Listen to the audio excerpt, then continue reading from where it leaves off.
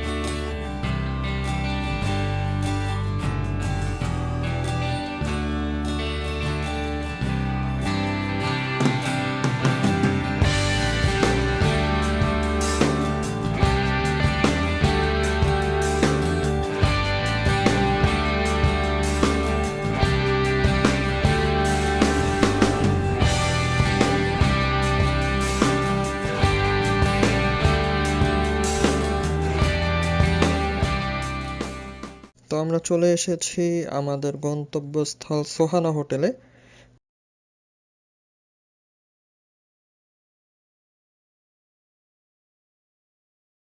তো আমরা এখন এই মুহূর্তে আছি ইনসার আলীর খুদের ভাকায়, যেখানে কিনা খুবই ঝরঝরা খুদের যে চাল রয়েছে সে খুদের চাল দিয়ে খুদের খিচুড়ি তৈরি করা হয়, এবং এই খিচুড়ির সাথে 10 পদের ভর্তা এবং ডিম ভাজি দিয়ে এটি পরিবেশন করা হয়, যেটির মূল্যমান মাত্র 50 টাকা।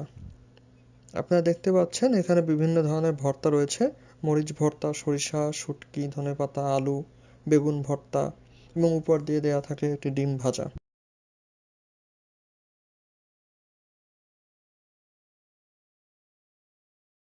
তো আজ এ পর্যন্ত, এখন আমাদের ফেরার পালা।